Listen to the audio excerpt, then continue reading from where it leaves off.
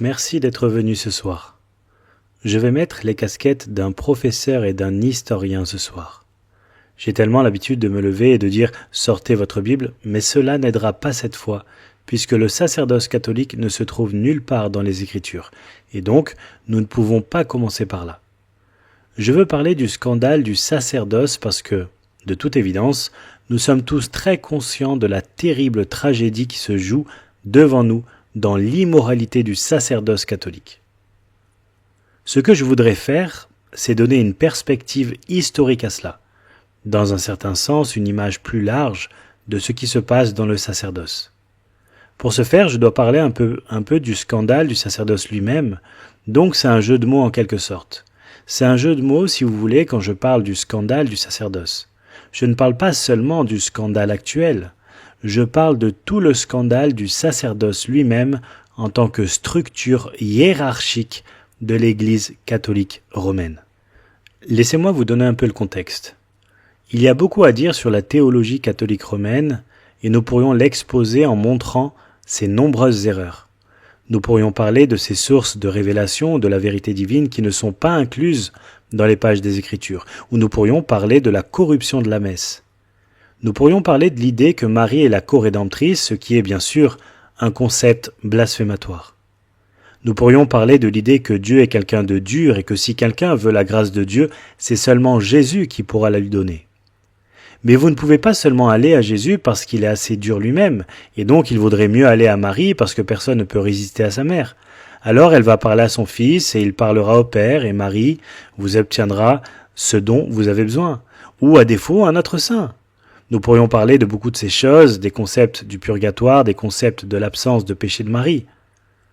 Il y a beaucoup de choses sur la théologie catholique dont nous pourrions parler, plus particulièrement leur doctrine erronée de justification qui coupe les personnes du royaume de Dieu. Mais ce dont je veux parler, c'est le scandale du sacerdoce et vous donner une idée de ce qu'est vraiment le sacerdoce. Nous connaissons tous très bien les prêtres catholiques. Nous avons grandi en les voyant dans notre société ainsi que des religieuses. Nous les voyons à la télévision régulièrement. Nous lisons à leur sujet dans le journal. Avant les scandales, nous les connaissions très bien. Beaucoup d'entre vous, dans votre jeunesse, ont été affectés ou impactés par l'image du prêtre dans sa robe noire en passant par les machinations des cérémonies dans l'Église catholique auxquelles vous avez assisté quand vous étiez enfant. Donc, nous avons tous à l'idée qu'il y a une aura sacrée à propos de ces hommes, qu'ils sont presque surnaturels et transcendants. Nous devons mettre cela en perspective. Alors laissez-moi commencer par parler de l'origine divine de la hiérarchie. Il y a, selon le dogme catholique, la croyance que la hiérarchie de l'Église catholique vient du Christ, que c'est Jésus-Christ lui-même qui a accordé à l'Église catholique sa structure hiérarchique. Essentiellement, il s'agit d'un bureau du clergé, qui a 3 catégories de pouvoir. Les catholiques romains parlent d'un pouvoir d'enseignement, d'un pouvoir pastoral et ils parlent d'un pouvoir sacerdotal. Un pouvoir d'enseignement est facile à comprendre. Ils parlent avec autorité pour l'Église, l'Église étant le seul véritable interprète de l'Écriture. Ils ne parlent pas de l'autorité des Écritures, mais de l'autorité de l'Église. C'est le pouvoir d'enseignement. Ils possèdent aussi un pouvoir pastoral et la façon dont ils définissent cela est très intéressante. Dans le dogme catholique, il est défini comme législatif, judiciaire et punitif. Leur idée du travail pastoral n'est pas le confort, les soins et la compassion. Il est législatif, judiciaire et punitif. Ils font des lois pour retenir les personnes. Ils jugent si les hommes ont violé ces lois et ils les punissent. Au cours des années, cette punition pouvait aller en partant de l'excommunication jusqu'à l'exécution. Ils possèdent aussi le pouvoir sacerdotal, ce qui signifie simplement que c'est le pouvoir de transmettre la grâce à travers les sacrements. Ils disent dans leur dogme que ces 3 parallèles représentent le triple aspect de Christ en tant que prophète, prêtre et roi. Maintenant, leurs dogmes ont été très bien concrétisés grâce à la Réforme. C'est la Réforme qui leur a fait prononcer des anathèmes. Nous connaissons tous l'histoire de la Réforme, à un degré ou à un autre, comme Martin Luther, Zwingli, Calvin et Mélenchon sont tous venus défier le système. Le système a dû réagir et, d'une certaine façon, il a réagi en creusant ses talons dans le sol sans rien changer, en affirmant ce qu'il avait toujours tenu pour vrai, puis en accablant tous ceux qui n'y croyaient pas. Mais à partir de cela, une articulation très claire de leur dogme immuable est venue. L'une des principales choses auxquelles ils s'opposaient à l'égard des réformateurs était le sacerdoce. Les réformateurs rejettent complètement l'idée d'un sacerdoce spécial et rejettent avec eux la hiérarchie catholique qui est essentiellement le pape, puis les évêques et les cardinaux, ensuite les prêtres et sous eux les diacres. Les réformateurs ont rejeté cela en faveur du sacerdoce général de tous les croyants. Le Conseil de Trente dit que quiconque rejette le sacerdoce spécial soit anathème. Ils ont prononcé la malédiction de la damnation sur cela. Ils devaient préserver leur structure hiérarchique. C'était essentiel pour eux afin de préserver le pouvoir. Leur point de vue, c'est que Christ, bien sûr, est finalement le chef divin de l'Église, mais qu'il médiatise son autorité réelle par l'intermédiaire d'un seul homme, le pape, qui dissémine ensuite cela par les évêques et les prêtres remplissent les fonctions déterminées par cette hiérarchie. Le pape est celui par qui commence la hiérarchie catholique et le pape est censé être le successeur direct de l'apôtre Pierre. Le Christ a désigné l'apôtre Pierre comme le chef visible de l'Église et a ensuite déterminé que cette succession passerait par l'intermédiaire de Pierre à une lignée d'apôtres, si vous voulez, qui porterait cette même autorité. Le Conseil de Trente a dit que si quelqu'un disait que Pierre, l'apôtre béni, n'était pas constitué par Christ notre Seigneur, prince de tous les apôtres et chef visible de l'Église, une primauté de l'honneur et une vraie juridiction, qu'il soit anathème. Donc vous êtes damnés si vous attaquez le sacerdoce et vous êtes damnés si vous attaquez le pontificat de Pierre. Selon la loi du Christ dans leur dogme, et je tire la plupart de ceux-ci d'un livre par Ludwig Ott, qui s'appelle Le dogme catholique, c'est l'un de leurs propres livres de théologie systématique que j'ai lu au fil des ans. Mais selon la loi du Christ, Pierre doit avoir des successeurs dans sa primauté sur toute l'Église pour toujours, et le Conseil de Trente dit que si quelqu'un nie cela, qu'il soit anathème. Si quelqu'un dit que le pontife romain n'est pas le successeur de Pierre, béni, dans la primauté, qu'il soit anathème. Ainsi, le Conseil de Trente a prononcé une centaine de condamnations à l'encontre de quiconque s'interroge sur l'Église catholique. Ils étaient particulièrement préoccupés par quiconque s'interroge sur la hiérarchie, parce que si vous remettez en question la hiérarchie, vous pouvez littéralement faire tomber le système.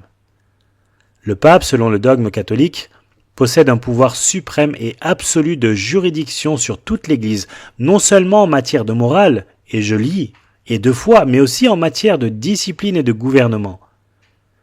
Le Conseil de Trente dit que si quelqu'un dit « ce n'est pas le cas », qu'il soit anathème. Le pape, je le relis à nouveau, possède un pouvoir de juridiction complet et suprême sur toute l'Église. Il regarde les protestants comme des frères privés de leurs droits qui devraient être alignés dans la soumission au pape. Le pouvoir suprême est le sien, dit le dogme catholique. Il n'y a pas de plus grand pouvoir que le sien et il n'y a pas de pouvoir égal. Son pouvoir transcende à la fois le pouvoir de chaque évêque ou cardinal et de tous les évêques réunis. Collectivement, ils ne sont pas égaux au pape. Singulièrement, ils ne sont pas égaux au pape. Le pape peut décider indépendamment de toute question relevant de la compétence de l'Église. L'Église rejette toutes les tentatives de l'État pour gouverner le pape et l'Église. C'est pourquoi elles ont créé leur propre État, le Vatican, afin que le pape soit le roi de son propre empire. Citant le dogme catholique, le pape n'est jugé par personne. Cela vous donne une idée assez claire du rôle qu'il joue. Il est unilatéralement responsable d'avoir juridiction sur toutes les questions de la vie de l'Église. Le dogme dit que le pape est infaillible quand il parle ex cathedra. Avez-vous déjà entendu cette expression ? Cela signifie simplement hors de la chair. Tout ce que cela signifie, c'est que quand il parle dans l'exercice de ses fonctions de pasteur et de médecin pour tous les chrétiens, ce n'est pas une sorte d'occasion formelle. Il définit la doctrine de la foi et de la morale qui doit être tenue par l'Église universelle et possède cette infaillibilité divine et, par conséquent, les définitions du pontife romain sont irréformables. Il ne commet jamais d'erreur et rien de ce qu'il dit ne peut donc être modifié. La source de son infaillibilité, dit le dogme, est l'assistance surnaturelle du Saint-Esprit qui protège le maître suprême de l'Église contre l'erreur. Dieu dans le ciel confirmera le jugement du pape. il est préservé de l'erreur. Ainsi, vous avez ce chef qui a le pouvoir total sur toute l'Église, non seulement pour ceux qui sont des catholiques fidèles, mais aussi pour quiconque prétend être un chrétien mais qui s'est égaré. Il a le pouvoir total de juger toutes les questions de la foi, la doctrine et la morale, la conduite, toutes les questions de discipline, toutes les décisions dans la vie de l'Église. Et quand il prend un tel jugement à un moment donné, il est infaillible et Dieu lui-même dans le ciel confirme le jugement du pape parce qu'il est réservé de l'erreur. Par conséquent, tout ce qu'il dit est définitivement la vérité de Dieu et ne peut être réformé ou changé. Sous lui, il y a les évêques et ils possèdent le droit divin, mais leur est appelé un pouvoir ordinaire du gouvernement sur leur diocèse, un pouvoir ordinaire plutôt qu'un pouvoir extraordinaire comme le pape d'infaillibilité. Ils ont un pouvoir ordinaire, comme leur dogme le dit, de gouvernement sur leur diocèse. Seuls les papes et les évêques possèdent ce pouvoir par droit divin. Tous les autres le possèdent par l'accord de l'Église. C'est ainsi que le pape et les évêques sont comme les apôtres, c'est-à-dire nommés personnellement par le Christ, tandis que les prêtres et diacres sont nommés par l'Église. Les évêques sont considérés comme les successeurs des apôtres qui reçoivent leur puissance non directement du Christ, mais du pape, qui était l'un d'entre eux à l'origine et qui leur transmet la puissance du Christ. Le pape alors agit pour le Christ infailliblement dans toutes les affaires de l'Église, y compris en nommant et en habilitant les évêques. Le clergé, comme on dit, les prêtres, viennent obéir à cette structure hiérarchique. Les évêques ne déterminent pas le dogme à la fin, c'est le pape et le conseil collectif affirmé par le pape qui déterminent la doctrine. Donc, vous arrivez aux prêtres. Les diocèses sont divisés en paroisses, et vous savez cela, je pense. Dans les paroisses se trouvent les prêtres. Ils ont la responsabilité des 7 sacrements. C'est fondamentalement ce qu'ils font. Selon la loi, il y a 7 sacrements et seulement 7. Le baptême, la confirmation, qui se produit autour de l'âge de 12 ans lors du baptême dans le royaume de Dieu et qui est une expression de la grâce divine et confirmée. Ensuite, l'Eucharistie, qui est la communion, la messe, puis la pénitence, qui est le processus par lequel vous expiez vos péchés par le paiement d'un prix ou d'un acte, l'extrême onction, qui est un ordre sacré, l'un des 7 sacrements, donné à quelqu'un quand il meurt, quand le prêtre se précipite dans la chambre, qui est ce sacrement pour lequel le prêtre et les évêques sont mis à part. L'autre est le mariage. Ainsi, les responsabilités des prêtres tombent dans ces 7 sacrements. Je veux parler un peu de cet ordre sacré parce qu'ici nous commençons à voir plus loin dans le sacerdoce. Les prêtres sont consacrés par ce sacrement. C'est un sacrement. C'est une cérémonie sacrée. Sacramentum ordinis, c'est ce qu'on appelle le sacrement de l'ordination et ce qui met officiellement les prêtres dans leur position de ministère. Au-dessous d'eux se trouvent des diacres qui ont eux aussi leur propre sacrement d'ordination, mais nous parlons des prêtres. L'ordination confère, c'est très intéressant, la grâce sanctifiante sur un prêtre. Vous devez comprendre cela parce que c'est critique. Vous avez le pape qui est infaillible. Vous avez les évêques qui sont presque infaillibles. Et en descendant un peu la chaîne alimentaire, vous avez les prêtres. Et les prêtres au sacrement d'ordination, de Sacramentum Ordinis, sont littéralement investis spirituellement dans la grâce sanctifiante. Et je cite le dogme. Par le sacrement de l'ordre, le prêtre reçoit une grâce nouvelle et spéciale et une aide particulière afin qu'il puisse faire face de façon digne et avec un courage sans faille aux obligations élevées de sa position afin de remplir les devoirs. Maintenant, il croit qu'un sacrement dispense la grâce. Nous avons le baptême, nous ne pensons pas qu'il dispense la grâce, nous pensons que c'est une commémoration, c'est une affirmation publique, c'est un témoignage public. Nous avons la communion à la table du Seigneur. Nous ne pensons pas qu'il distribue une grâce qui justifie ou même une grâce sanctifiante.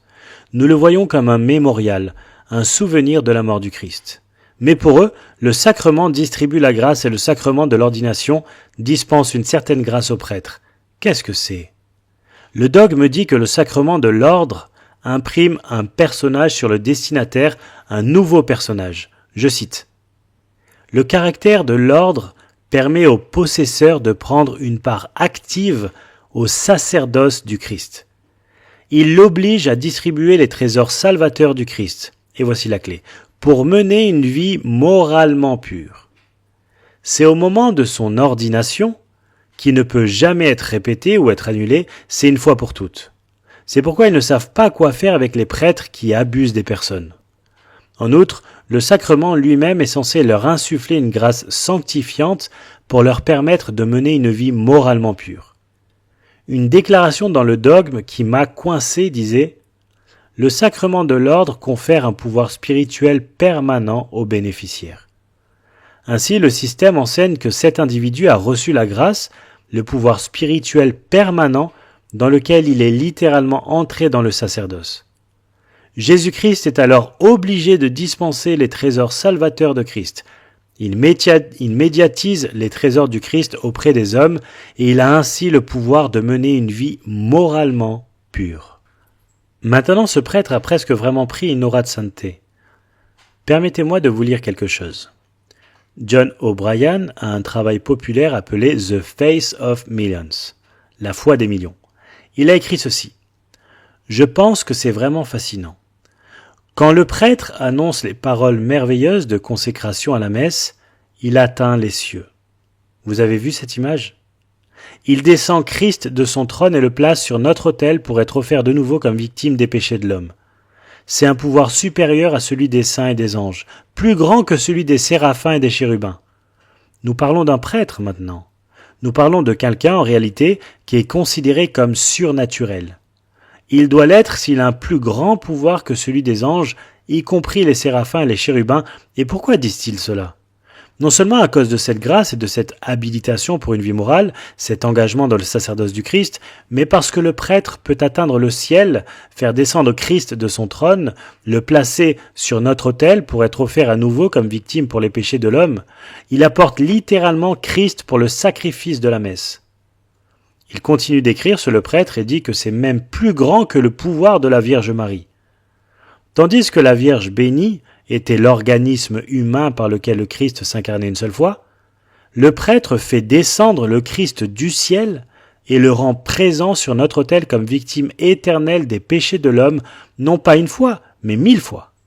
Le prêtre parle et voici le Christ, le Dieu éternel et omnipotent, incline la tête dans l'obéissance humble à l'ordre du prêtre.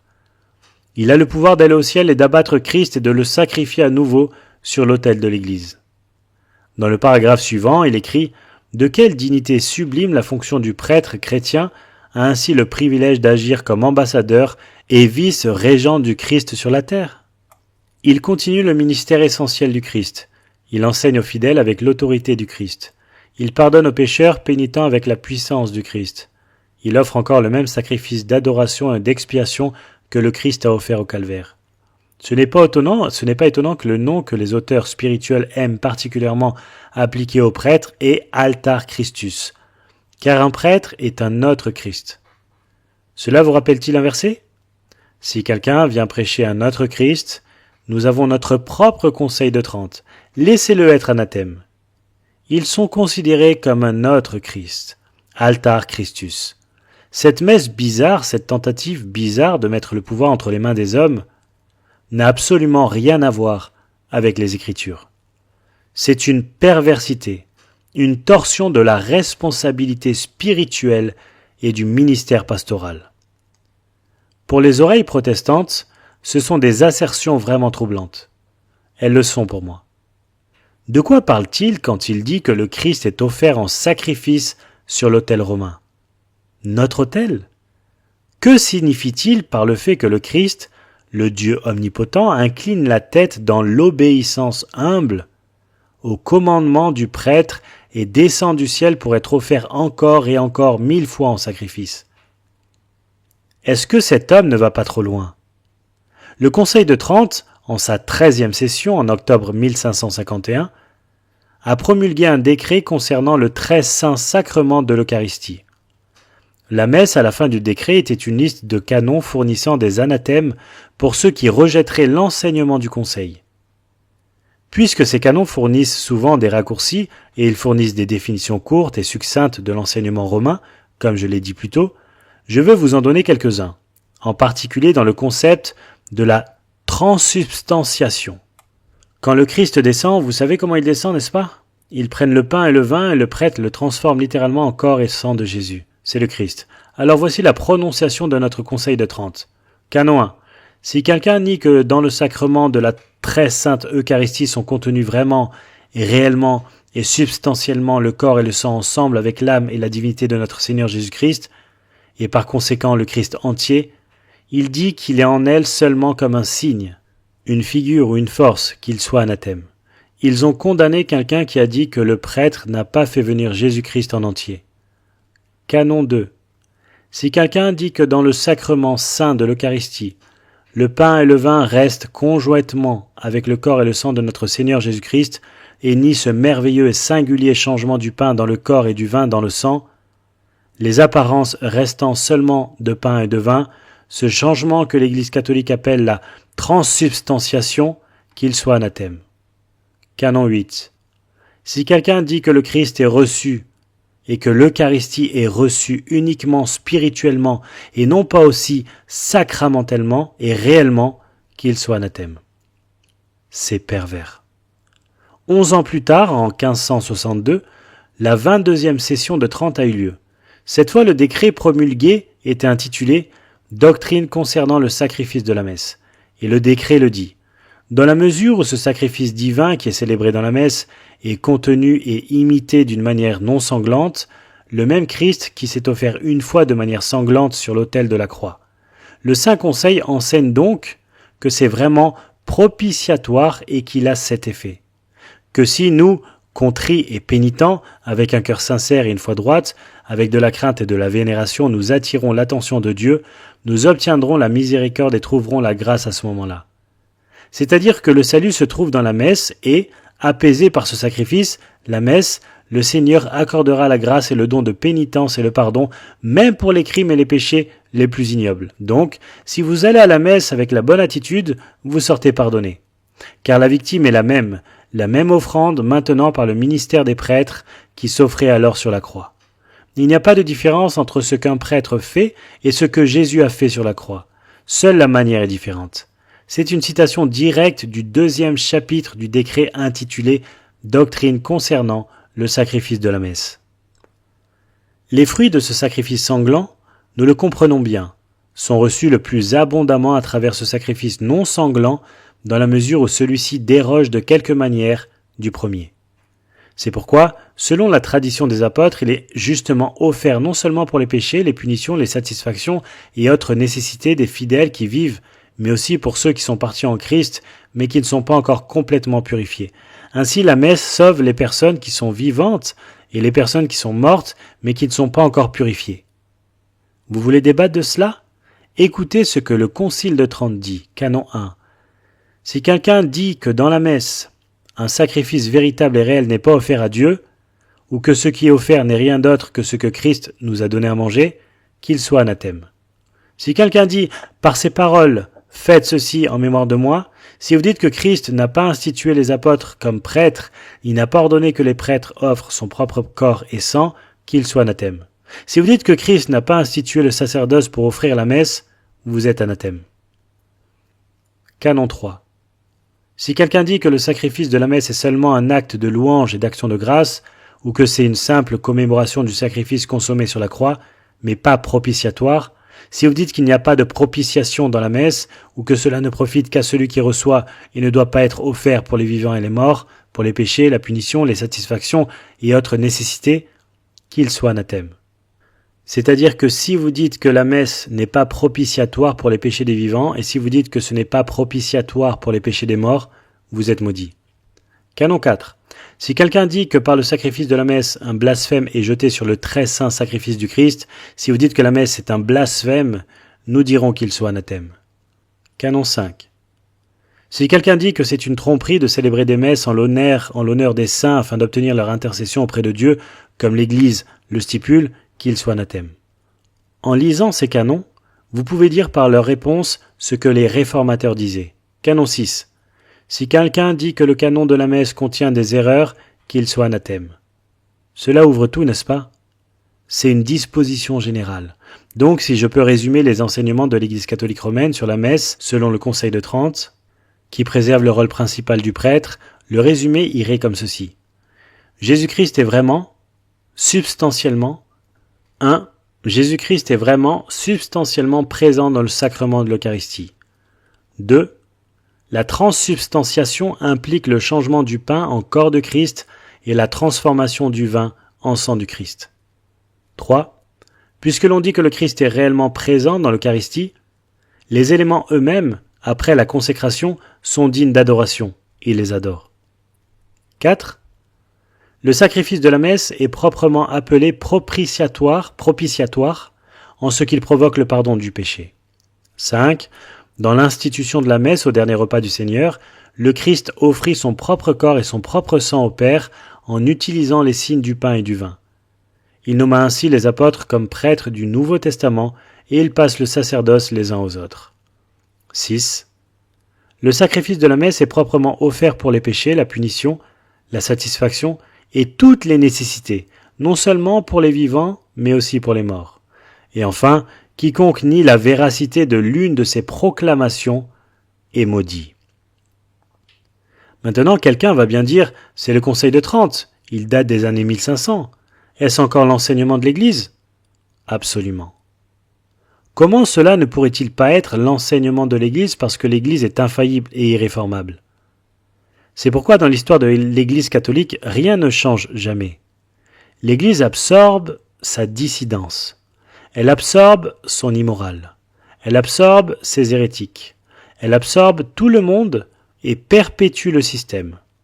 La seule chose que l'Église catholique ne peut tolérer, c'est une sorte de schisme, et donc elle continue à absorber la dissidence dans la perpétuation du système.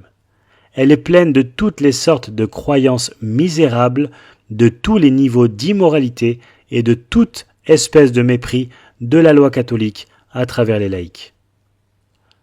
Vous avez participé au sondage en Amérique. Combien de catholiques romains croient en utilisant seulement la méthode du rythme pour empêcher la naissance ou la conception? Vous constaterez que c'est un très petit pourcentage. Ils ne respectent pas le dogme catholique ou la loi catholique pour ce genre de choses. Les prêtres ne vivent pas selon la loi catholique, ou certainement la loi biblique. Mais ces lois ne changent jamais. Ils continuent d'absorber la dissidence pour qu'il n'y ait jamais de fracture. C'est pourquoi la réforme fut un tel assaut incroyable sur l'Église, ce fut une véritable fracture. Vous ne pouvez même pas estimer le pouvoir que Dieu a déchaîné à travers les réformateurs pour porter un coup dévastateur au système lors de la réforme. Dans le nouveau catéchisme, le catéchisme de l'Église catholique, pour vous montrer où est l'accent, il y a 9 paragraphes consacrés au sujet de la justification. Il y a 84 paragraphes consacrés à la messe. C'est ce dont il s'agit et c'est ce que fait le prêtre. Maintenant, vous comprenez la position du prêtre. Il opère dans le domaine des sacrements, principalement la messe. En réfléchissant à cela, allons derrière le sacerdoce et parlons de la question du célibat parce que cela a été débattu. Je pense que les dernières statistiques que j'ai vues en Amérique seraient quelque chose comme 80% ou 70% des catholiques romains pensent que les prêtres devraient être capables de se marier, alors ils ont du mal à avaler le problème du célibat dans ce pays. Ce n'est peut-être pas la même chose dans d'autres parties du monde, mais permettez-moi de parler un peu du célibat. Le célibat est devenu une loi obligatoire de l'Église romaine imposée à tous les prêtres, et il tente de construire cela à partir de Matthieu 19, où Jésus a dit qu'il y a des eunuques pour le royaume de Dieu. Rappelez-vous cela? Certains hommes sont eunuques dès leur naissance, certains sont devenus eunuques et certains sont eunuques pour le royaume de Dieu. Il y a des personnes qui sont incapables de procréer physiologiquement à cause de certaines malformations. Il y a des personnes qui sont incapables de procréer parce qu'ils ont été blessés par la violence. Et il y a des personnes qui choisissent de ne pas se marier. En fait, l'apôtre Paul dit que, d'une certaine manière, être célibataire c'est mieux, juste, voire dans 1 Corinthiens 7, parce que vous n'avez pas à vous soucier d'une femme et de votre famille et vous pouvez vous consacrer au Seigneur. Mais il dit aussi dans 1 Corinthiens 7 qu'il vaut mieux se marier que quoi? Brûler. Mieux vaut se marier que de brûler avec passion. Et certainement, 1 Corinthiens 7 dit très clairement que le célibat n'est pas préférable au mariage. Rendre le célibat obligatoire est totalement non biblique. Ils essaient de montrer que Paul a enseigné le célibat. Ils essaient de détourner l'écriture pour faire de Pierre un homme non marié. Donc, dans 1 Corinthiens 9, verset 5, où il dit qu'il a le droit d'emmener une femme, la version confrérique de la Bible catholique, dit qu'il a le droit d'emmener une sœur, mais ce n'est pas le mot adelphé qui signifie sœur, c'est le mot guné qui signifie femme. Ce que je dis, c'est que le célibat n'est pas mandaté par les Écritures. En fait, il y a une référence au célibat dans la Bible, et je vais vous le lire. 1 Timothée chapitre 4. Écoutez ce que l'apôtre Paul a écrit. « Mais l'Esprit dit expressément que, dans les derniers temps, quelques-uns abandonneront la foi, pour s'attacher à des esprits séducteurs et à des doctrines de démons, par l'hypocrisie de faux docteurs portant la marque de la flétrissure dans leur propre conscience, prescrivant de ne pas se marier, de s'abstenir d'aliments que Dieu a créés pour qu'ils soient pris avec action de grâce par ceux qui sont fidèles et qui ont connu la vérité. Car tout ce que Dieu a créé est bon, et rien ne doit être rejeté, pourvu qu'on le prenne avec action de grâce, parce que tout est sanctifié par la parole de Dieu et par la prière. » Ce que Paul a écrit ici est ceci. Ceux qui interdisent le mariage préconisent une doctrine des démons. Ils écoutent les esprits trompeurs. Ce sont des menteurs hypocrites dont les consciences ont littéralement été marquées afin de ne plus avoir de sentiments. Ainsi, vous pouvez voir que l'Écriture associe le célibat interdisant le mariage avec Satan, et je crois vraiment que c'est vrai. Je crois que Satan a réussi à prendre le contrôle du système catholique.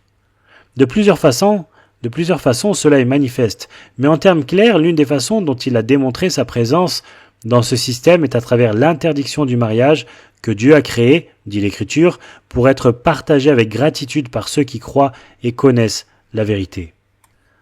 Même le mariage, comme la nourriture, doit être sanctifié et reçu avec gratitude parce qu'il vient de Dieu. Il y a une note de bas de page à cela. Il est également vrai dans le catholicisme qu'il existe certaines restrictions alimentaires.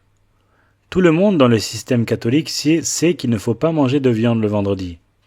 Cela aussi est tiré du paganisme. Le célibat s'est développé lentement dans le monde catholique. Cela a commencé au IIe siècle. Avant cela, il existait en Asie. Il existait dans le bouddhisme. Il existait dans d'autres religions païennes. C'est-à-dire, ne pas être marié, être célibataire pour la dévotion à votre divinité. Il n'a rien dit sur le comportement sexuel. Cela a juste parlé au sujet du mariage. Certains ont fait vœu d'abstinence totale des relations sexuelles. Qu'ils les aient ou non tenues, ils les ont fait. Mais, au IIe siècle, cette question d'être célibataire est apparue et les hommes ont suivi ce chemin, influencés par le gnosticisme au IIIe siècle et ce qu'on appelle le manichéisme. L'idée que la matière est mauvaise et l'esprit est bon, et donc l'âme et l'esprit d'une personne sont bons et le corps est mauvais, et tout ce que le corps fait est mauvais.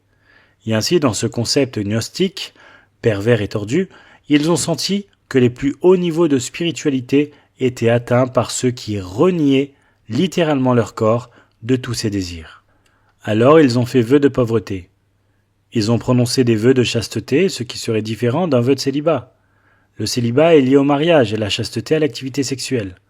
Ils ont fait des vœux d'obéissance. Certains d'entre eux ont fait des vœux de silence.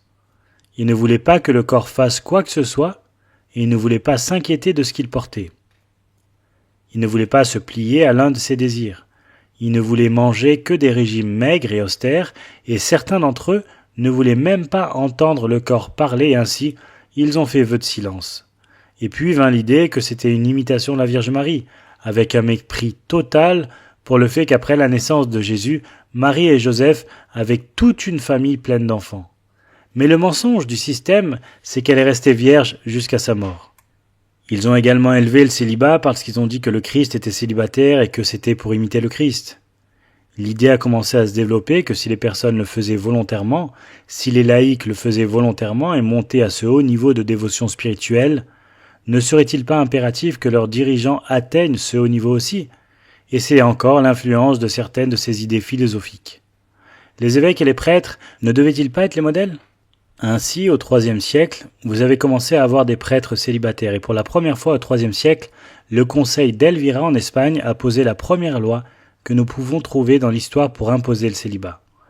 Les évêques, les prêtres et les diacres devaient aussi être destitués s'ils vivaient avec leurs femmes et engendraient des enfants après leur ordination. Il permettrait à ceux qui étaient mariés de rester mariés, mais si vous étiez entrés dans les ordres, cela dit que vous ne vous marieriez jamais.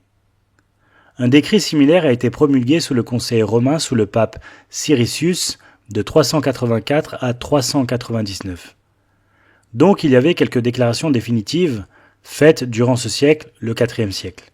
Au temps de Léon le Grand, au Ve siècle, la loi du célibat était devenue obligatoire à travers l'Église occidentale. L'Église orientale ne l'a jamais vraiment adoptée, l'Église orthodoxe, mais l'Église occidentale l'a fait. Les églises orientales ont permis aux prêtres mariés de rester mariés. Ils ont interdit à certains célibataires de se marier, mais cela n'a pas été leur histoire. Donc vous le voyez dans le IIIe, IVe et Ve siècle, mais ce n'était toujours pas une loi inflexible. Cela s'est passé en 1079, au XIe siècle, et je cite.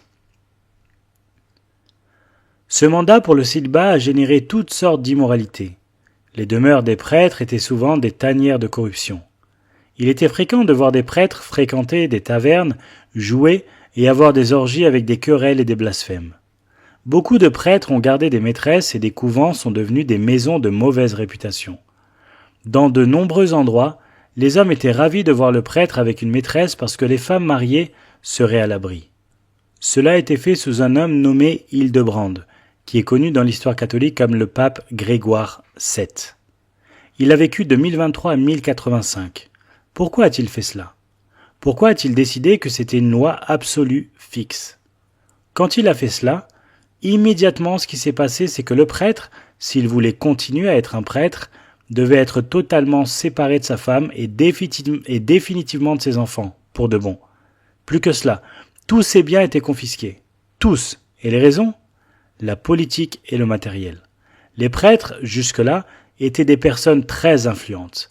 Ils étaient des hommes très puissants. Les personnes leur donnaient des choses. Ils étaient devenus riches. Ils avaient des familles. Ils ont transmis la richesse et la richesse de la famille s'est accumulée. Et ainsi, vous aviez des familles puissantes qui étaient riches. Ils possédaient des terres. Ils avaient une grande influence. Le pape Grégoire VII a déterminé que les prêtres contrôlaient trop de richesses et que l'Église devait tout prendre. Sinon, ils transmettraient leur richesse à leur progéniture et ces familles deviendraient de plus en plus puissantes. Si l'Église allait prendre le contrôle de l'État, si l'Église devait gouverner le monde, elle devait commencer par gouverner le pays. Et si elle allait gouverner le pays, elle devait mettre la propriété et la richesse à l'écart du peuple au pouvoir. Philippe Schaff, l'historien légendaire, a déclaré que le motif de s'opposer au mariage des prêtres était d'empêcher le danger d'une ligne héréditaire qui pourrait approprier la propriété ecclésiastique à l'usage privé et appauvrir l'Église. Donc les prêtres devaient donner tout ce qu'ils avaient à l'Église et ensuite ils ne pouvaient jamais avoir de famille, afin qu'ils ne puissent rien transmettre. En 1123, un autre conseil interdisait tout mariage de prêtres et déclarait invalides tous les mariages existants, ce que le Conseil de Trente avait réitéré en termes non équivoques. Les femmes ont été lâchées sans moyen de soutien. Il y a des histoires vraiment incroyables et certaines d'entre elles sont mortes de faim, les femmes des prêtres. Pour certaines, c'était des suicides. D'autres se sont transformées en prostituées. Et l'un des rebondissements vraiment bizarres, c'est que les prêtres sont appelés pères. Quelle plaisanterie. Dans ces années où l'Église prenait son pouvoir, et en passant, le propriétaire numéro 1 de la planète est l'Église catholique romaine, il continue d'accumuler une richesse énorme au-delà de toute description. C'est toujours une sorte de curiosité quand vous vous tenez sur la place Saint-Pierre à Rome et que vous regardez le Banco de Spiritus Sanctus, la banque du Saint-Esprit. Tout est rédigé en termes religieux. Tout au long de l'histoire, pendant ce temps, les prêtres qui n'obéissaient pas étaient exposés au mépris du peuple. Ils ont même été attaqués par le peuple, donc il y avait une pression énorme pour qu'ils se conforment à l'Église. Ils sont ensuite devenus réduits à l'extrême pauvreté. Il y a des histoires de prêtres mutilés par le peuple. S'ils ne cédaient pas, les personnes les attaquaient littéralement et les mutilaient. Certains ont été torturés et d'autres ont été expulsés de la ville et mis en exil. S'ils ne voulaient pas abandonner volontairement leurs biens, l'Église les prenait, les exilait et confisquait leurs biens. Leurs enfants ont alors été désignés comme illégitimes. C'était une horrible tragédie. Et selon les historiens, beaucoup de femmes qui étaient des femmes de prêtres ont été enterrées dans une terre non consacrée. Donc, c'était le pouvoir qui comptait. C'était la propriété aussi. Vous avez ce mauvais scénario. Il y a le scandale d'une théologie païenne aberrante, non biblique, bizarre du sacerdoce et de la messe. Il y a le scandale du pouvoir et du matérialisme saisissant d'un système religieux satanique qui veut engloutir la terre. L'encyclopédie de la Réformation d'Oxford, Hans Hildenbrand, rédacteur, la presse de l'Université d'Oxford, 1996, dit « Les prêtres qui n'étaient pas mariés vivaient souvent dans des relations de concubinage à long terme, recevant des dispenses spéciales de leurs superviseurs cléricaux pour légitimer leurs enfants. Cette pratique commença à changer au XIIe siècle quand, lors des conseils du Latran, l'Église déclara invalide tous les mariages cléricaux et interdit le concubinage clérical. Donc, vous pouviez avoir une maîtresse pendant un certain temps et ensuite, c'était interdit. Beaucoup de membres du clergé ont répondu par des émeutes et des manifestations, mais progressivement le célibat est devenu la norme, surtout parmi le clergé supérieur, et les femmes de famille honorables ne sont plus entrées en relation avec des prêtres, sachant que leur mariage ne pourrait jamais être déclaré validé. L'interdiction du concubinage et d'autres types d'activités sexuelles non maritales parmi le clergé était cependant difficile à faire appliquer, et au XIVe siècle, les responsables de l'Église ont simplement préconisé la discrétion. Soyez juste discret dans votre inconduite sexuelle. Ce qui s'est passé, c'est que ce mandat a provoqué toutes sortes d'immoralités. Rappelez-vous, ces hommes ne sont pas convertis, n'est-ce pas? Ils ne peuvent pas l'être parce qu'ils ont une théologie odieuse. Donc ils n'ont pas le pouvoir de restreindre la chair, n'est-ce pas? Les demeures des prêtres, alors, à cette époque et tout au long du Moyen-Âge, devinrent des tanières de corruption.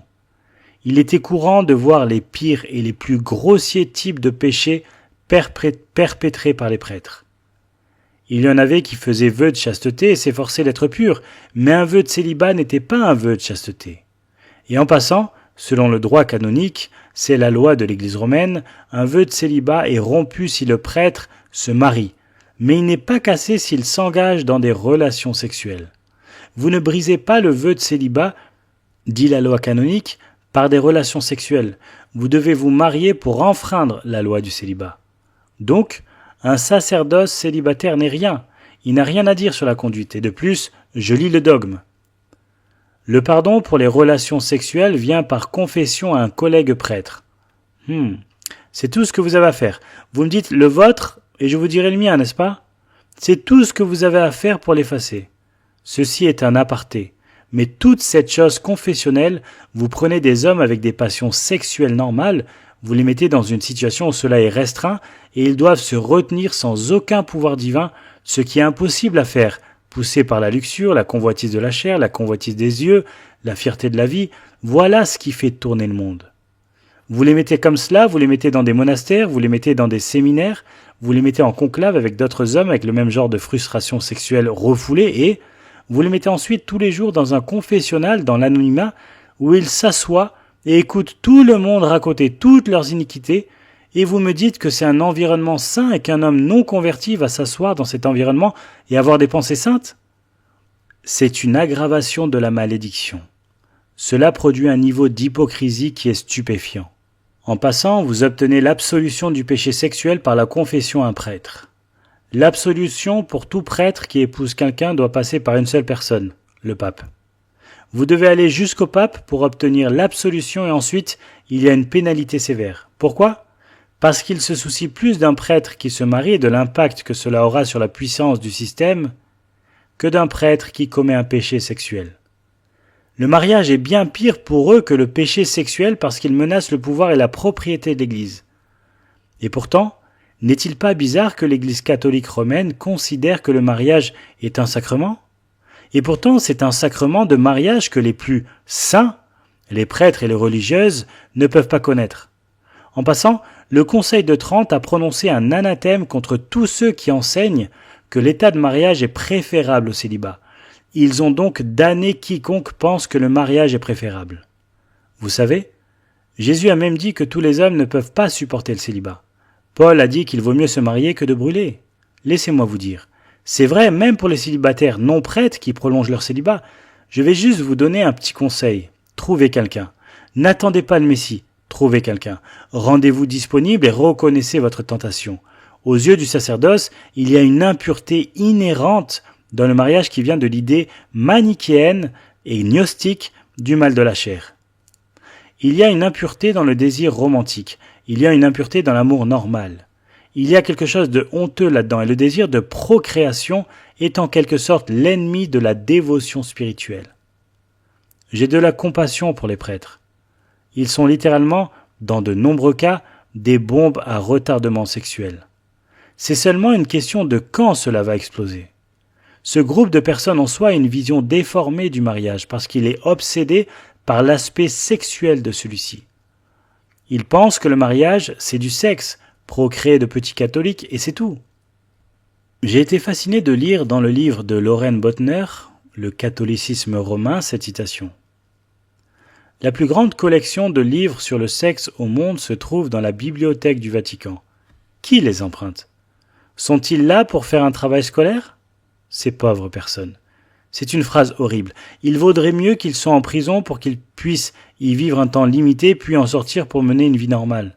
Afin de comprendre la position catholique romaine concernant le regroupement des hommes et des femmes dans les monastères, vous devez comprendre le point de vue fondamental qui se trouve derrière ce système. Au Moyen-Âge, l'idée s'est développée dans la théologie romaine que l'œuvre de l'homme devait être divisée. C'est vraiment important dans leur système. Au Moyen-Âge, l'œuvre des hommes devait être divisée entre le naturel ou le profane et le spirituel. Ces deux choses sont totalement séparées. Seule la partie spirituelle était agréable à Dieu, et ceci venait encore plus de cette même vieille philosophie dualiste. Par conséquent, alors que l'homme naturel pouvait être satisfait des vertus communes de la vie quotidienne, l'idéal était celui du mystique qui dédaignait toutes les questions de la vie quotidienne pour développer son côté spirituel, et il voulait aller quelque part dans la contemplation profonde pour s'occuper du côté spirituel. Le naturel était considéré comme un obstacle à cela. Un travail, une femme, des enfants, une maison. Pour la vie du moine et la vie de la religieuse, se retirer de la société, se retirer du travail, se retirer de la culture, se retirer du monde, se retirer dans ce cloître, se perdre dans la contemplation mystique était vraiment la vie supérieure. Puis ils ont commencé à porter des vêtements noirs, les mêmes choses qu'ils ont portées depuis le Moyen-Âge. Chaque fois que vous voyez ces personnes défiler dans ces costumes stupides, ils portent une tenue du Moyen-Âge qui est supposée nous impressionner par le fait qu'ils sont littéralement supérieurs aux autres, communs, qui vivent une vie naturelle et normale. Ils croient vraiment que l'exclusion du monde, l'image de Dieu perdue à la chute, pourrait être restaurée. Le célibat était l'état le plus sain. Certains d'entre eux se sont même castrés, pensant que cela supprimerait la tentation. En fin de compte, la vision esthétique selon laquelle le monde naturel est un péché, une sphère à éviter autant que possible, a développé un mépris pour les choses du monde et ils ont quitté ces lieux pour se cloîtrer dans les monastères. Vous pouvez lire des histoires de ces personnes. Ils sont allés dans ces endroits, se sont assis là et ont été tourmentés par les feux de la tentation. Lisez l'histoire d'Héloïse et d'Abélard. C'est horrible d'essayer de vivre comme cela. C'est de là que viennent les prêtres et les religieuses, ces esthétiques célibataires. Mais pour les protestants, la réforme est arrivée et a démoli tout cela. Tout d'abord par un fait théologique très important, qu'aux yeux de Dieu, il n'y a pas de différence entre le sacré et le spirituel dans tout ce que vous faites, ce que vous mangez ou que vous buvez, car il faut tout faire à la gloire de Dieu. Dieu peut être glorifié dans la façon dont vous mangez votre dîner. Le protestant a compris, et la réforme a compris, que vous ne servez pas Dieu en vous retirant du monde. Jésus a même prié le Père, je ne te demande pas de les sortir du monde, mais de les préserver du mal. Nous croyons que le monde est tombé, mais c'est quand même le monde de notre Père, n'est-ce pas? Je peux regarder tout dans ce monde sauf le péché, et je peux y voir un moyen de glorifier Dieu. La réforme a répandu un sacrement sur tout. Vous pouvez voir que lorsqu'ils ont compris cela, tout ce qui dans le système catholique était lié au sacerdoce, au couvent, à l'ascétisme des ermites, aux moines, ils voyaient tout cela comme une chose mauvaise parce qu'elle avait développé cette idée que tout ce qui est matériel est en soi mauvais et les avait amenés ainsi à renoncer à la réalité de la vie spirituelle. Pourtant, c'est que nous vivons ici dans le monde et tout dans ce monde nous donne l'occasion de glorifier Dieu. Vous savez, Les détenus, je les appelle les détenus des monastères, sont remplis d'hommes célibataires. C'est juste bizarre et anormal. Ils disent aux États-Unis maintenant, j'ai lu aujourd'hui les statistiques, 50% d'entre eux sont homosexuels quand ils y arrivent. Les autres n'ont aucune chance. Ces personnes sont des prédateurs. Les couvents aussi favorisent un type de vie anormal, faisant des choses terribles à ces femmes qui sont là. Beaucoup sont bien intentionnés, comme le sont certains prêtres. Il y a des ordres de prêtres, les dominicains, les franciscains, les jésuites, qui ne s'aiment pas. Vous le savez, il y a une place pour le célibat volontaire. C'est une bénédiction si vous avez le don, comme Paul l'a dit. Mais priver quelqu'un de sa vie de famille normale, interdire l'entretien des relations normales, est une chose cruelle au nom du pouvoir du système. Vous savez, la chose qui est si triste au sujet des prêtres, c'est qu'il est absolument une petite tache sur l'écran. Il n'a pas de passé parce que, quand il est entré dans le sacerdoce ou quand il est entré au couvent, il a abandonné tous ses biens et toutes ses relations. Il leur cite que si un homme ne quitte pas père et mère, s'il ne haït pas père et mère, il n'est pas mon disciple. Donc il y a une forte envie de détester tout ce que vos parents représentaient et vous vous coupez ainsi vous-même du passé. Vous n'avez aucun présent parce que vous partagez la vie avec personne et à coup sûr, vous n'avez aucun avenir. C'est triste. Laissez-moi vous dire que ces sortes de restrictions inutiles ne sont pas une aide à la sainteté personnelle. Ils sont un obstacle sérieux. Charles Hodge, le théologien, a écrit ceci dans son livre. Théologie systématique. Et je pense qu'il est bon de le rappeler. Ce n'est que dans un état de mariage que certains des principes les plus purs, les plus désintéressés, les plus élevés de notre nature sont appelés. Tout ce qui concerne la piété filiale et l'affection parentale, et surtout maternelle, dépend de l'existence même du mariage. C'est dans le sein de la famille qu'il y a un appel constant aux actes de bonté, de renoncement à soi-même, de patience et d'amour. La famille est donc l'esprit le mieux adapté à toutes les vertus sociales et l'on peut dire avec certitude qu'il y a beaucoup plus d'excellence morale et de vraie religion dans les foyers chrétiens que dans les maisons désolées des prêtres ou dans les cellules sombres des moines et des religieuses. Les prêtres sont brisés, tragiques, tristes, déconnectés. Aucun passé, aucun présent, aucun avenir. Ils déprécient le caractère sacré de la relation conjugale. Ils se voient refuser des relations normales, l'amitié du mariage. Ils sont victimes d'un système terrible sans base biblique. C'est un processus destructeur d'âme qui les laisse dans une situation de tentation rampante, d'exposition au pire, et le seul moyen d'accomplir ces pulsions est de pécher. Et ils n'ont pas la contrainte d'une vie transformée ou sanctifiée.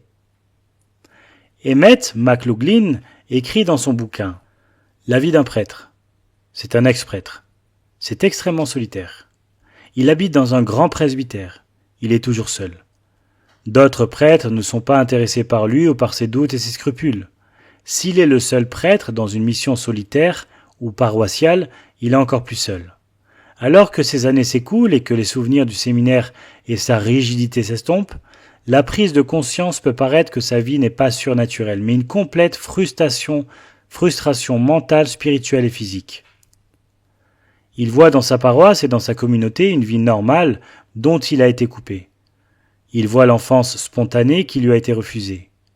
Il voit la compagnie innocente et normale de l'adolescence qui, pour lui, n'a jamais existé. Il accomplit les rites du mariage pour des jeunes hommes et femmes aux yeux pleins d'étoiles, car ils s'engagent les uns avec les autres aux rites et aux plaisirs les plus naturels. Il se tient seul et solitaire à l'autel, alors qu'il se détourne de lui et confiant, insouciant, marchent joyeusement vers leur future maison, leur famille, leur travail, les ennuis et les succès d'une vie normale. Plus que toute autre chose, il cherche la compagnie des hommes normaux, pas des victimes frustrées et désillusionnées comme lui. Il veut la compagnie d'hommes et de femmes, de jeunes et de vieux, à travers lesquels il peut au moins indirectement prendre part à une relation avec d'autres qui lui a été refusée, pour laquelle, au moins inconsciemment, la profondeur de sa nature aspire. Aucun prêtre qui a entendu les confessions d'autres prêtres et qui a le moindre respect pour la vérité niera que les affaires sexuelles sont extrêmement courantes parmi le clergé. La préoccupation principale de la hiérarchie, c'est que les prêtres gardent ces cas secrets. C'est la triste réalité, c'est un scandale. Et dans cet environnement, toutes sortes de péchés abondent. Dans de nombreux pays du monde, c'est principalement le péché hétérosexuel. Les prêtres ont des relations avec des femmes de la paroisse, des prostituées ou même des religieuses. Mais en ces temps modernes, depuis certainement 50 ans, nous découvrons maintenant l'homosexualité a toujours fait partie de cette vie. Nous réalisons maintenant qu'elle en fait de plus en plus partie. En fait, j'ai lu un article intéressant. C'était un éditorial dans le Times de Los Angeles dans lequel un homme écrivait et disait que tout le problème vient de l'Église. L'Église a forcé cela à se produire. Ces abus de garçons, cette pédophilie, parce que l'Église dit que l'homosexualité est un péché. C'est le caractère bizarre de cette lettre d'opinion. Elle dit que l'homosexualité est un péché et donc, pour que les homosexuels romains catholiques soient acceptés par l'Église, la seule chose qu'ils pouvaient faire était de devenir prêtres. Ainsi, en identifiant l'homosexualité comme un péché, l'Église a forcé les homosexuels qui voulaient être de bons catholiques à devenir prêtres. J'ai lu une autre lettre aujourd'hui du New York Times, dans laquelle il craignait qu'il y ait maintenant une chasse aux sorcières homosexuelles dans l'Église catholique des États-Unis. Il y a 45 000 prêtres et il y aurait une chasse aux sorcières pour essayer d'identifier les homosexuels. Tous les groupes de pression homosexuels craignent que cela se produise. Ils sont là. C'est l'endroit où vous voudriez être si vous étiez un homosexuel. C'est la triste réalité de ce qui arrive. Et juste un mot à ce sujet, je n'ai pas besoin d'en dire beaucoup. La pédophilie n'est pas le début de quoi que ce soit. C'est la fin d'une longue séquence de conduite pornographique. Vous ne commencez pas là, vous vous y arrêtez. C'est ainsi que cela se passe. D'abord, vous prenez ce qu'il y a et puis la déviation exige un comportement de plus en plus odieux et descend vers des enfants de plus en plus jeunes. L'une des personnes chargées de l'application de la loi m'a dit « La pédophilie est le dernier wagon dans un long train ». Il est donc difficile de voir pourquoi cela se produit dans ce système terrible et pourtant ils ne peuvent pas le changer. Ils ne peuvent pas le changer parce qu'il y a une adhérence et une infaillibilité dans l'Église. Un des éléments est que si vous êtes un prêtre et cela ne peut pas être révoqué ou annulé, et tant que vous ne vous mariez pas, tout ce que vous avez à faire est de le confesser à un autre prêtre et cela perpétue la puissance du système. C'est pourquoi vous pouvez voir tous les cardinaux aller en Italie et revenir et que s'est-il passé? Rien. Rien n'est arrivé parce que rien ne peut arriver. Qu'a dit le pape? Rien. Il n'y a rien à dire. Une des choses dont il faut parler, ce n'est pas seulement l'immoralité dans les monastères et les couvents, ce qui est légendaire partout. Je lisais un article qui parlait du nombre d'enfants dans les petites villes d'Italie, et ainsi de suite, qui sont les enfants de prêtres qu'ils appellent oncles. L'appeler père ne révélerait rien. Le célibat forcé est propice à la perversion sexuelle. Vous savez, Jean Calvin s'en est occupé. Il a dit cela dans les instituts. Dans un cas, ils sont trop rigoureux et inflexibles, en ne permettant pas aux prêtres de se marier. Avec quelle impureté la fornication fait rage parmi eux. Il a ajouté, encouragés par leur célibat pollué, ils se sont endurcis à chaque crime. Cette interdiction a non seulement privé l'Église de pasteurs droits et capables, mais elle a formé un horrible gouffre d'énormité et précipité beaucoup d'âmes dans l'abîme du désespoir. Henri VIII d'Angleterre en 1535 a nommé des commissaires pour inspecter tous les monastères et couvents et les cruautés et les corruptions découvertes étaient terribles, écrit Botner. Les cruautés et les corruptions découvertes étaient si terribles qu'un cri est sorti de la nation que toutes ces maisons, sans exception, devaient être détruites. Henri VIII n'était pas un modèle de vertu, il a détruit ces lieux, et la chute des monastères a été attribuée à la vie monstrueuse des moines, des frères et des religieuses. Henry Bamford Parks a écrit l'histoire du Mexique et dans cette histoire il écrit « Le concubinage clérical était la règle plutôt que l'exception, et les frères parcouraient ouvertement les rues des villes avec des femmes à leurs bras. Beaucoup de prêtres étaient ignorants et tyranniques. L'intérêt principal vis-à-vis de leurs paroissiens était la réception des honoraires pour les mariages, les baptêmes et des frais funéraires, et ils étaient susceptibles d'abuser du confessionnel. C'est une chose terrible. Il y a beaucoup de choses intéressantes à propos des religieuses.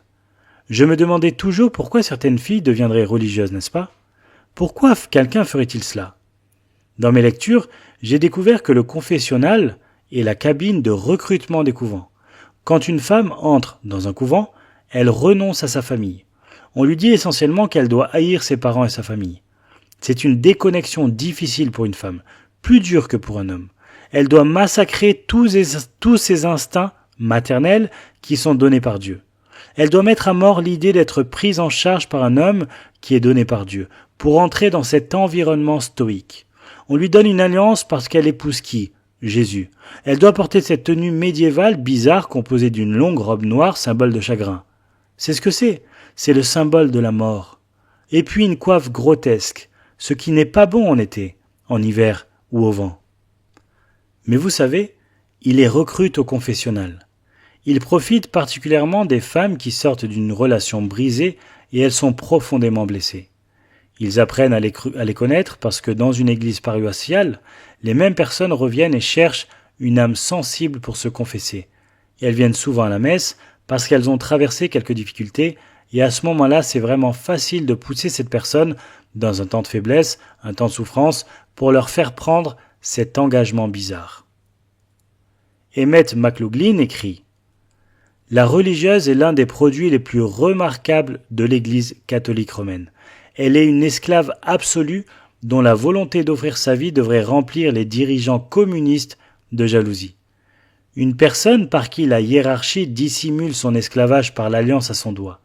Une personne qui croit qu'en faisant briller les chaussures de l'évêque, en servant à table ou en frottant le sol, elle rassemble des trésors dans le ciel.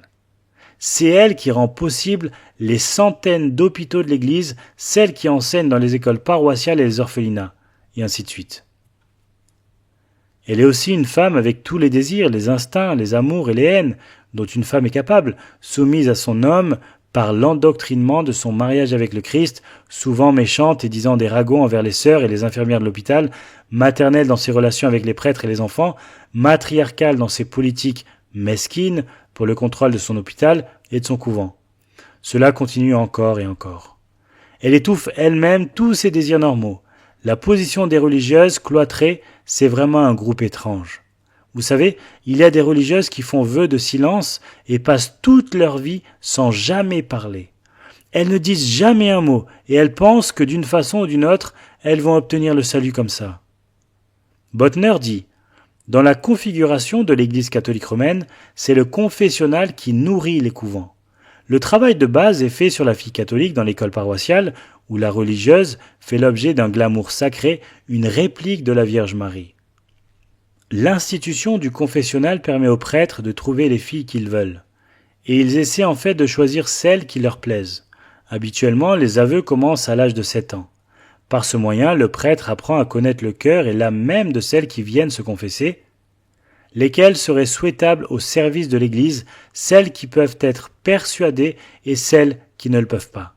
Il est facile pour un prêtre entraîné de saisir une fantaisie passagère et de l'insuffler dans une vocation à grande échelle. Une fois que la victime a été choisie, la pression est appliquée directement et indirectement jusqu'à ce que la bataille soit gagnée. Les appels sont faits au sens chrétien du devoir de la fille. La réticence naturelle de la jeune fille à entrer dans une telle vie est décrite comme l'influence diabolique du monde et du diable. Et puis il écrit « Habituellement, le moment le plus opportun pour persuader une fille d'entrer dans un couvent vient juste après qu'elle ait été déçue en amour.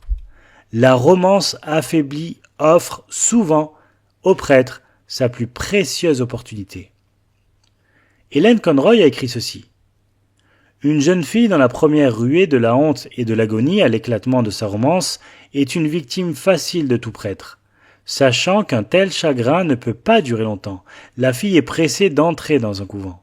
La pauvre fille y voit une chance de sortir d'une situation embarrassante. Cela s'accompagne du fait qu'elle est assurée qu'elle peut partir chaque fois qu'elle le souhaite, ce qui a conduit des milliers de personnes à se précipiter au couvent. Elles abandonnent tout ce qu'elles possèdent, bien sûr, à ce moment-là, cela devient immédiatement la possession de l'Église. C'est une chose intéressante. Ils ont une période de 60 jours. Je pense que c'est toujours vrai. Elles ont une période de 60 jours pour se passer de tout, et c'est dans l'euphorie des 60 jours où elles se rendent au couvent qu'elles sont tellement prises par le couvent qu'elles sont sommées de tout donner. Et puis Conroy écrit que L'esprit de la jeune fille est empoisonné contre la mère qui l'a portée, le père, les sœurs et le frère qui composent sa famille de tous les crimes commis au nom de la religion. Ceci est tiré d'un livre, Les femmes oubliées des couvents. Ce forçage de la haine des parents est le plus noir. C'est déshumanisant. Cette doctrine de la haine des parents par les religieuses et les sœurs explique entièrement pourquoi la fille n'est pas autorisée à disposer de ses biens 60 jours avant qu'elle prenne le voile et les vœux. L'Église s'attend à ce que la fille apprenne que son couvent est sa vraie maison. Bien, je pourrais dire plus, mais le temps passe. Juste une chose, les estimations. Je ne sais pas comment elles varient, mais on estime qu'il y a 100 000 femmes dans les couvents. Avez-vous déjà entendu parler des sœurs carmélites ? Sûrement certains d'entre vous. Les sœurs carmélites n'enseignent ni ne se soucient des seniors, des orphelins ou des nourrissons. Elles font vœu de silence complet. À 5h30, elles se lèvent de leurs palettes, des planches de bois sur des trépieds. Elles ont fait vœu de pauvreté. À 8h30, elles mangent une tranche de pain et boivent une tasse de café noir. La table est sertie d'ustensiles en bois et d'un pichet de couvert. Au milieu de la table se trouve le masque de la mort, un crâne pour symboliser les pensées de la mort que nous sommes des êtres mortels qui passeront bientôt dans l'inconnu. Leur repas principal de la journée, c'est le poisson et les légumes. Le repas du soir, c'est de la soupe et du pain. Leur journée se termine à 23h quand elles retournent silencieusement dans leur cellule. C'est leur vie.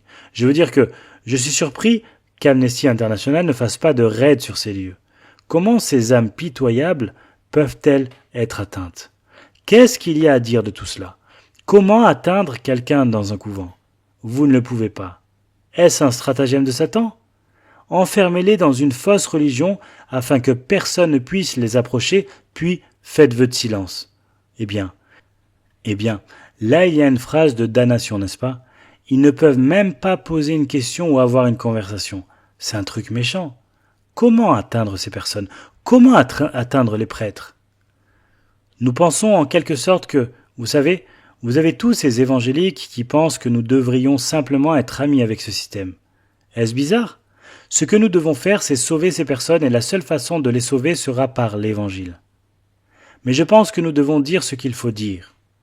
Le New York Times a dit, c'est un article de Lori Goldstein, qui dit que maintenant il y a environ 1000 prêtres qui sont accusés d'abus sexuels et le nombre de femmes abusées d'une manière ou d'une autre par des prêtres va dépasser de loin les hommes.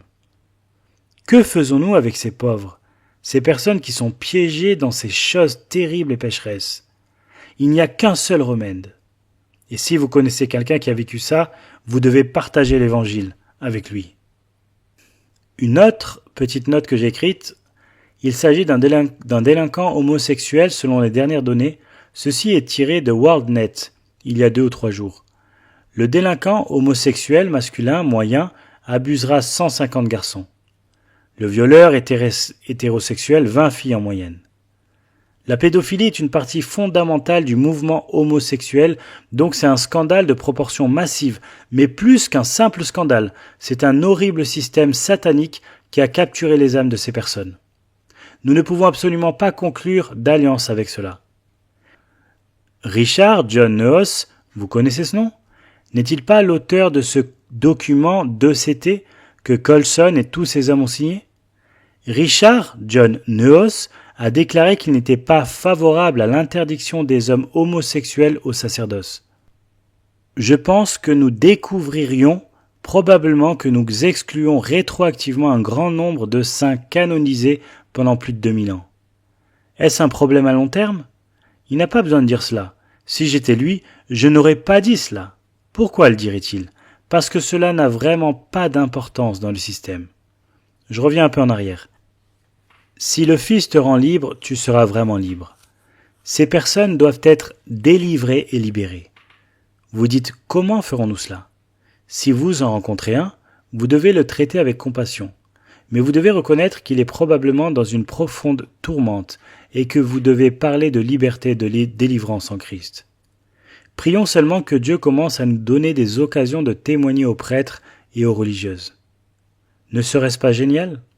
Ainsi, pendant que tout le système s'effondre, ces vies peuvent être sauvées et aucun homosexuel, 1 Corinthiens 6, aucun sodomite n'entrera dans le royaume de Dieu, n'est-ce pas?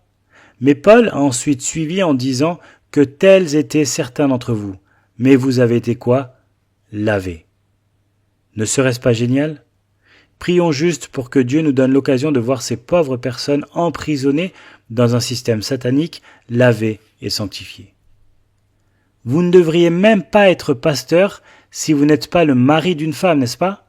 Vous ne devriez pas être pasteur si vous n'avez pas bien dirigé votre propre ménage.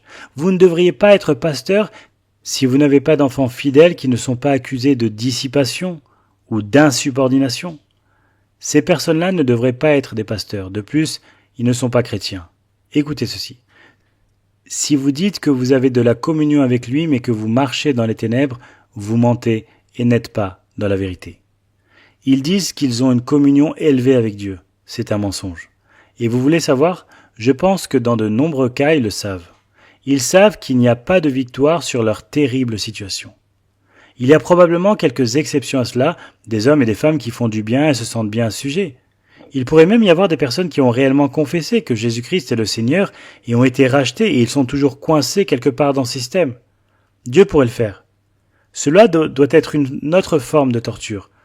Nous n'avons pas besoin de prêtres. Apocalypse 1, vous êtes un royaume de prêtres. Nous avons seulement besoin d'un grand prêtre, et ce n'est pas le pape. Nous avons un médiateur, l'homme, Christ Jésus. Le voile est déchiré. Nous allons directement dans le Saint des Saints. Vous êtes un prêtre et je suis un prêtre pour Dieu. Père, nous te remercions ce soir d'avoir passé un moment merveilleux ensemble et d'avoir trié certaines de ces choses, mais nos cœurs sont en effet saisis et peinés. Ce système est terrible et comment, Seigneur? Tu sais, dans le monde évangélique, comment les personnes peuvent regarder cela et penser que tout va bien et qu'ils ne sont qu'une autre dénomination, et laisser ces âmes éternelles pauvres, assombries, assiégées, tragiquement liées, enchaînées dans ce système. Seigneur Dieu, au milieu de tout cela, attire quelques-unes de ces personnes vers ton Fils. Qu'ils s'éveillent au vrai évangile et qu'ils ne soient pas si profondément enfouis sous les perversions et les mensonges du système romain qu'ils ne peuvent ressusciter des morts. Acceptes-tu d'accorder ta grâce de cette façon? Si tu peux nous utiliser sur le chemin pour l'accomplir, nous serions heureux. Pour ta gloire éternelle, Seigneur, nous demandons ces choses au nom du Christ. Amen.